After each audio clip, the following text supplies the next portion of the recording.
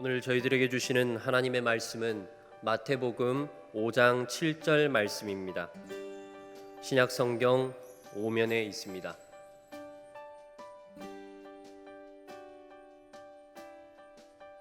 긍휼히 여기는 자는 복이 있나니 그들이 긍휼히 여김을 받을 것이며. 아멘. 탈무드에 나오는 이야기입니다. 어느 집에 아버지가 아들에게 이웃집에 가서 낫을 빌려오라 시켰습니다. 이웃집에 다녀온 아들이 실망스러운 눈빛으로 낫을 빌려줄 수 없다고 합니다 라고 대답을 했습니다. 그런데 얼마 지나지 않아 바로 그 이웃집에서 낫을 빌려러 온 것입니다. 이때 아버지가 듣고는 마치 아무 일 없었다는 듯이 낫을 빌려주거라 말씀하셨습니다. 아들이 아버지에게 따지며 항의를 했습니다. 아버지, 그 집에서는 우리에게 낫을 빌려주지 않았는데요. 이때 아버지께서 하시는 이야기가 그 집에서 빌려주지 않았기 때문에 우리도 빌려줄 수 없다는 것은 복수다. 그 집에서 빌려주지 않았지만 그럼에도 빌려준다는 마음은 증오다. 거절당한 것을 잊고 아무런 상관없는 그 깨끗한 마음으로 낯이 필요하다니까 빌려주는 것, 이것이야말로 긍휼이다 말씀을 했답니다. 지금 우리가 살아가는 이 시대가 점점 긍휼이 메말라가는 시대입니다. 남을 이겨야 내가 살아남을 수 있다는 이 무한 경쟁과 이기의 사회입니다. 이웃을 불쌍히 돌아보지 않는 이 약육강식의 정글 사회가 되어가고 있습니다. 자비와 용서보다는 분노와 증오의 악순환이 우리 사회를 점점 아프게 하고 있는 것이죠. 예수님 당시 유대 사회도 마찬가지였습니다. 유대인들도 로마인들도 자비가 없었습니다. 교만했고 이기적이고 독선적이고 비난하길 좋아했습니다. 종교는 형식적이고 또 외식적이고 자기의 의로움을 드러내기 바빴습니다. 유대 땅을 지배하던 로마 제국은 이 긍휼을 가리켜서 영혼의 병이라고 생각했습니다. 로마인들은 정의와 용기와 기강과 힘을 숭배했는데 자비란 멸시했습니다. 집에서 아이가 태어나면 아버지는 파트리아 포테스타스라는 아버지의 권리를 가질 수가 있었습니다. 그 권리를 행사하는데 그 막 태어난 신생아 아이가 살리고 싶다면 엄지손가락을 높이 하늘 위로 올렸고, 그 아이를 죽이고 싶다면 엄지손가락을 아래로 내려서 물에 익사를 시켰답니다. 노예가 마음에 들지 않으면 언제든지 죽이거나 팔아치울 수 있었고, 집에서 같이 살아가는 부인도 똑같은 대우를 당했습니다. 바로 이와 같은 시대에 예수님께서 산상에서 전한 그 천국 복음 한 말씀 한 말씀은 당시 많은 사람들에게 충격이 아닐 수가 없는 것입니다. 마음이 가난한 자, 애통하는 자, 온유한 자, 의에 줄이고 목이 마른 자, 그리고 오늘 우리 함께 읽은 긍휼히 여기는 자에 이르기까지 어느 것 하나라도 그 뜻을 온전하게 이해하고 받아들인다는 것이 쉬운 이야기가 아닙니다. 하루하루를 어떻게 살아가야 될지 고민하는 유대 서민들이나 그 율법의 잣대를 가지고 서로가 더 의롭다고 판단하고 비판하는 바리새인과 사두개인들을 향해 예수님께서는 헤세드, 즉 하나님의 긍휼이 무엇인지를 말씀해 주시고 몸소 실천해 보여주셨습니다. 예수님은 몰려드는 병자들을 귀찮다고 물리치지 않으셨습니다.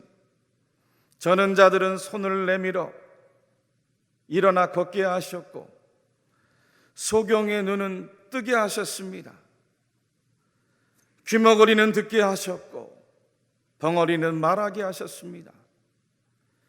창녀와 세리와 방탕하고 술 취한 자를 판단하지 않고 찾아가셔서 사랑으로 감싸 안아 주셨습니다.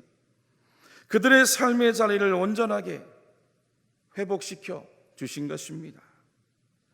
외로운 사람들에게는 친절히 다가가 주셨고 어린아이들도 무시하지 않고 품 안에 품고 그의 머리에 손을 얹어 기도해 주셨답니다. 길을 가시다가도 장래 행녀를 만나 그 아들을 잃고 비통해하는 그 여인의 슬픔을 멀리하지 않으시고 관 위에 손을 얹어 그 아이를 살려내어 주신 분이 바로 예수님이십니다. 요한복음 8장에선 가늠하다 붙잡혀온 여인이 사람들에게 둘러싸여 돌팔매질을 당할 그 안타까움을 보시고 너희 중에 죄 없는 자가 먼저 돌로 치라 너그럽게 용서해 주셨습니다. 서기관과 바리새인들이 예수님께서 죄인들과 함께 한 식탁에 앉아 식사하는 모습을 보고 청조할 때도 건강한 자에게는 의사가 쓸데없고 병든 자에게라야 쓸데있느니라. 나는 의인을 부르러 온 것이 아니요 죄인을 부르러 왔노라. 할렐루야. 여러분, 인류 역사상 가장 긍휼이 많으신 분 바로 우리 예수님이셨습니다. 그럼에도 사람들은 예수님을 조롱했습니다. 예수님을 욕했습니다. 나중에는 예수님을 따랐던 많은 사람들도 예수님을 저주했습니다. 예수님 얼굴에 침을 뱉었고 예수님을 몽둥이로 구타했습니다. 예수님의 옷을 찢어서 모든 사람들이 보는 앞에 발가벗겼습니다. 예수님 몸을 동물의 뼈나 쇠붙이가 달린 그 채찍으로 사정없이 내리쳤습니다. 예수님 머리에는 그 예리한 가시면류관이 씌워졌고 예수님은 그 십자가 위에 양손과 양발에 큰 대못으로 박아버린 것입니다. 그렇게 우리를 향하신 예수님의 긍휼을 모두 한꺼번에 부정한 것이 바로 인간입니다. 하나님을 믿노라 하면서도 하나님을 부정했고 하나님을 떠나고 하나님 사랑을 거부하는 사람들의 무자비함이었습니다. 여러분, 긍휼이 무엇입니까? 긍휼은 예수님 마음을 품는 것입니다. 우리를 용서해 주신 예수님의 마음을 품는 것입니다. 우리를 자비롭게 보신 예수님의 마음을 품는 것입니다. 우리를 사랑해 주신 예수님의 마음을 품는 것이 긍휼입니다. 긍휼이란 한자 불쌍한 줄은 마음 심자에 피열자가 합쳐진 글자입니다. 즉 마음에 피가 흐를 정도로 서로를 불쌍히 여기는 것이 긍휼입니다. 여러분, 어떻게 우리 마음에 피가 흐를 정도로 서로를 불쌍히 볼 수 있겠습니까? 안 되는 이야기죠. 나를 위해 십자가에 흘리신 그 용서의 피를 체험하지 않고는 긍휼함을 가질 수가 없습니다. 예수 그리스도의 보혈의 흔적을 내 몸 안에 나의 심령 안에 가지고 있지 않고서는 어려운 이야기입니다. 나의 죄 때문에, 나의 허물 때문에 내가 죽어야 하는데 나를 대신해 주님께서 죽으셨다는 그 믿음이 확실하지 않고는 긍휼의 마음을 품을 수가 없는 것입니다. 마태복음 18장에 보면 1만 달란트 빚진 자의 비유가 나옵니다. 베드로가 예수님께 나와 물었답니다. 주여, 형제가 내게 죄를 범하면 몇 번이나 용서하여 주리이까? 7번까지 하오리이까? 이때 예수님께서 베드로에게 이야기를 들려주셨습니다.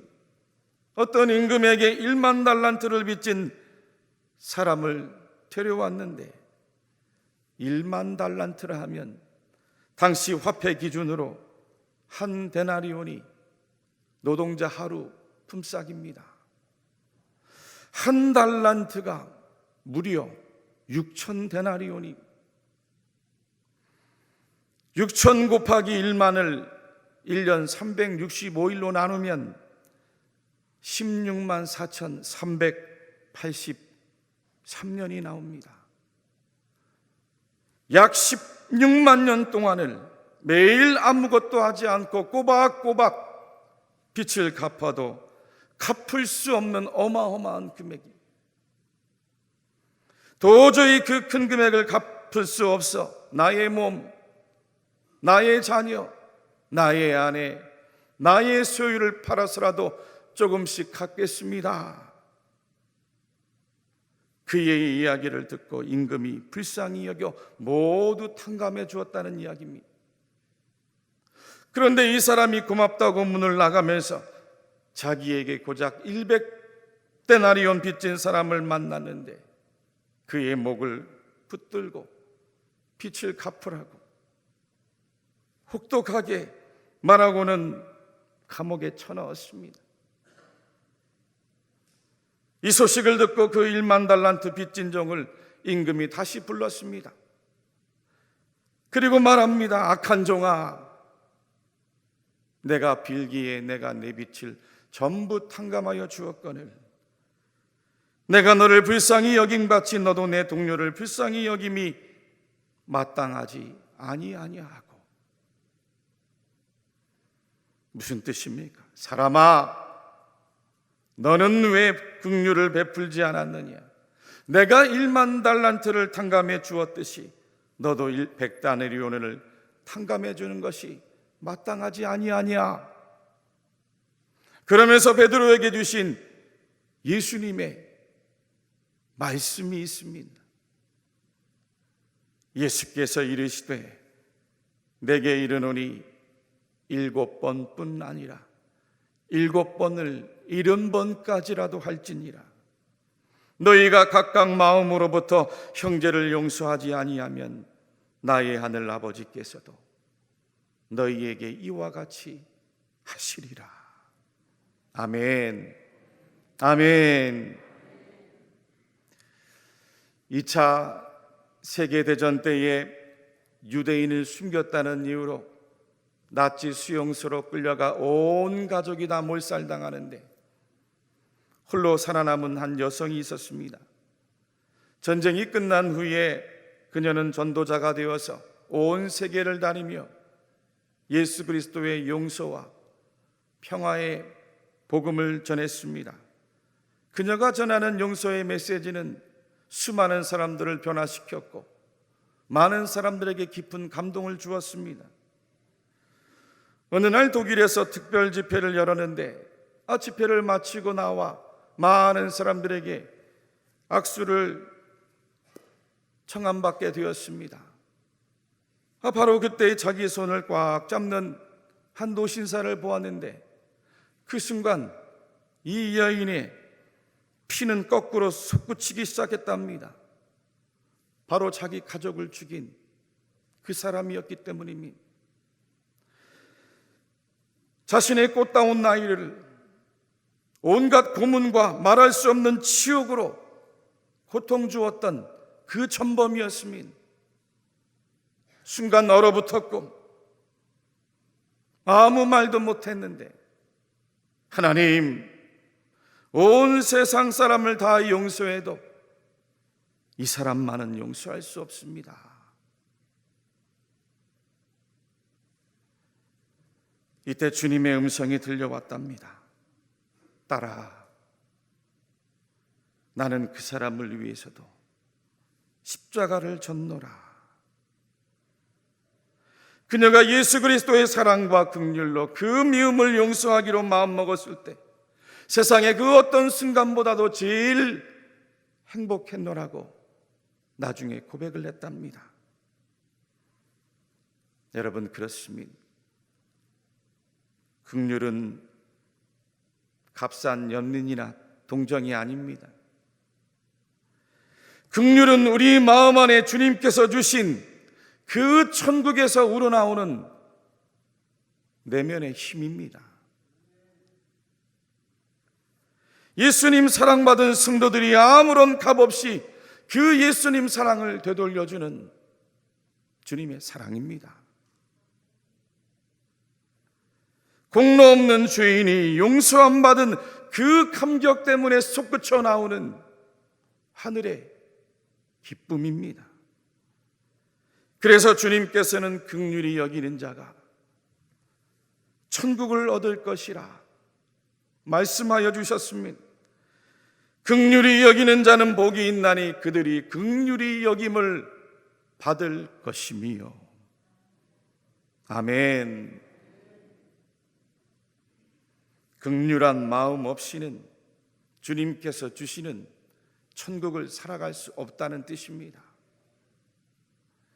남을 긍휼히 여기는 사람이 자기를 긍휼히 여기는 천국 안에서 살아갈 수가 있습니다. 남을 진정으로 용서하는 사람이 자기를 진정으로 용서하는 천국을 누릴 수가 있습니다. 토마스 왓슨 목사님이 긍휼의 비밀에 대하여 이렇게 설명해 주었답니다. 사랑과 은혜와 긍휼은 하나님 품속에 살아가는 의좋은 세 자매입니다. 사랑은 상대방을 위하여 가장 소중한 것을 조건 없이 주는 것이고, 은혜는 받을 자격 없는 사람에게 베풀어 주는 예수님의 호입니다. 그리고 긍휼은 저주받아 마땅한 죄인에게 저주하지 않는 것이며, 무시해도 될 사람을 무시하지 않는 것이고, 버림받아야 할 사람을 버리지 않는 것이 예수 그리스도의 긍휼입니다. 여러분, 하나님의 말씀, 성경에는 이와 같은 하나님의 긍휼로 살아간 믿음의 사람들의 이야기가 참 많습니다. 아브라함이 조카 롯에게 부당한 대우를 받았음에도 그 소돔의 환난에서 기도하면서 롯을 구해낼 수 있었던 것, 그의 안에 있는 긍휼 때문입니다. 요셉이 형들에게 억울한 일에 팔렸지만 다시 그 형들을 다 맞아들여주고 오히려 그들의 필요를 넉넉하게 채워줄 수 있었던 이유도 요셉 안에 있는 하나님의 긍휼 때문입니다. 모세가 누이 미리암의 비방을 받고도 하나님께서 그녀에게 내리는 그 묻는 병을 고쳐달라고 대신하여 두 손 들고 간구할 수 있었던 것, 긍휼함 때문이었습니다. 다윗이 몇 번씩이나 사울을 죽일 수 있었지만 그의 목숨을 구해준 건 역시 하나님의 긍휼함을 다윗이 입었기 때문이죠. 인생의 우여곡절이 많았던 솔로몬이 말년에 이 하나님의 긍휼을 얻고 지혜를 받았습니다. 인자한 자는 자기의 영혼을 이롭게 하고 잔인한 자는 자기의 몸을 해롭게 하느니라. 의인은 자기의 가축의 생명을 돌보나 악인의 긍휼은 잔인이니라. 사랑하는 대구 7곡교회 성도 여러분들, 이 땅의 많은 사람들은 누구나 행복하게 살기를 원합니다. 그러나 복된 사람은 되지 않으려고 합니다. 누가 진정 하나님 앞에 복된 사람이겠습니까? 오늘 주님의 말씀처럼 긍휼히 여기는 사람입니다. 신학자이자 종교 철학자였던 마르틴 부버가 나와 너라는 책에서 인간이란 존재는 세상을 살아가며 결국 두 가지 관계 가운데 하나의 관계 속에 놓인다고 보았습니다. 나 외에 어떤 대상과의 관계를 맺느냐에 따라 두 가지 유형으로 나누는데, 하나는 인격적인 관계요, 또 하나는 비인격적인 관계입니다. 이것을 가리켜 I and thou, 나와 너, 그리고 I and it, 나와 그것입니다. 사람이 나와 너의 사랑으로 인격적 관계를 맺을 때에 나의 존재도 생명으로 함께 살아나는데, 나와 너가 나와 그것으로 돌변하는 순간 나라는 존재도 비인격화되어 버린다는 것이죠. 그것은 상대방을 그저 수단으로, 욕망으로, 나의 목적으로만 바라볼 때입니다. 그런 관계가 되면 하나님의 형상으로서의 인간은 무너지고 만다고 이야기하고 있습니다. 노벨 평화상을 받은 넬슨 만델라 대통령이 인종 간 화해운동을 펼칠 때였습니다.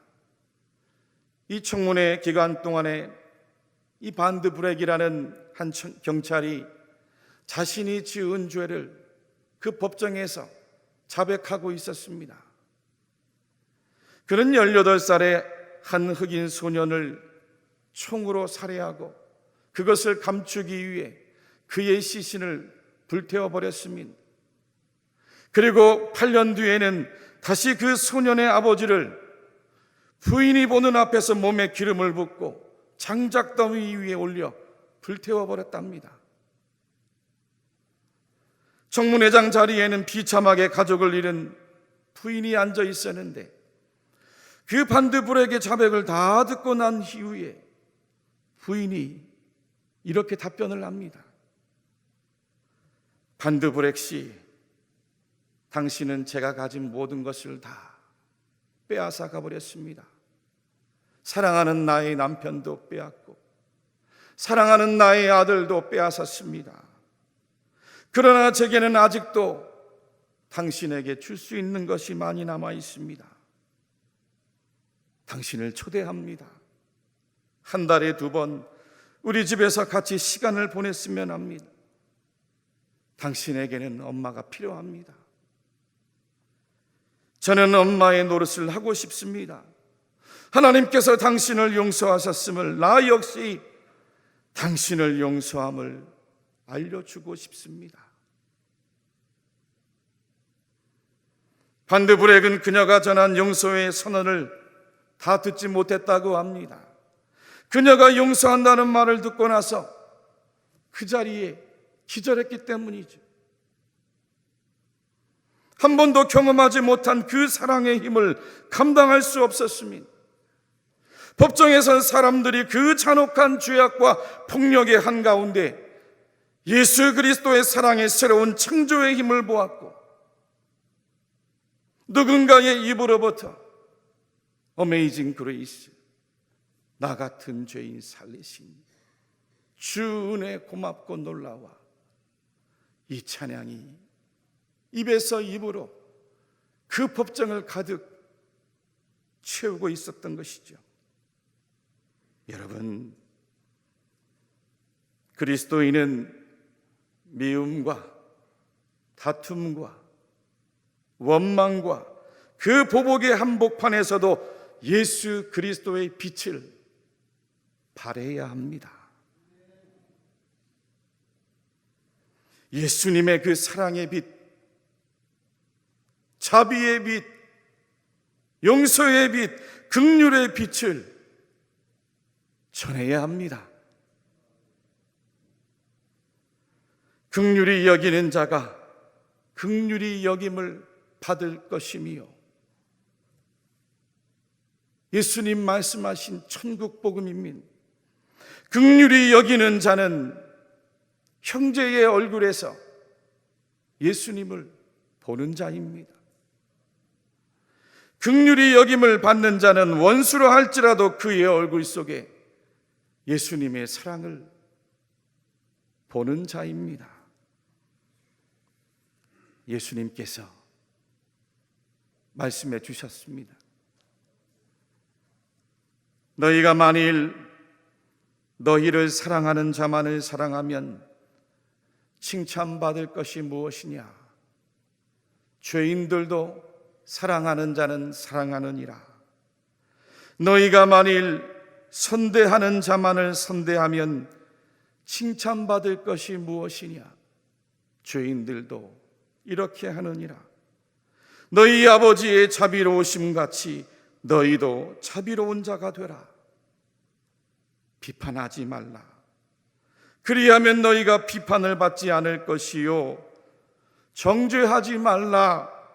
그리하면 너희가 정죄를 받지 않을 것이요, 용서하라. 그리하면 너희가 용서를 받을 것이며, 이같이 한즉 하늘에 계신 너희 아버지의 아들이 되리니, 이는 하나님이 그 해를 악인과 선인에게 비추시며 비를 의로운 자와 불의한 자에게 내려 주심이라.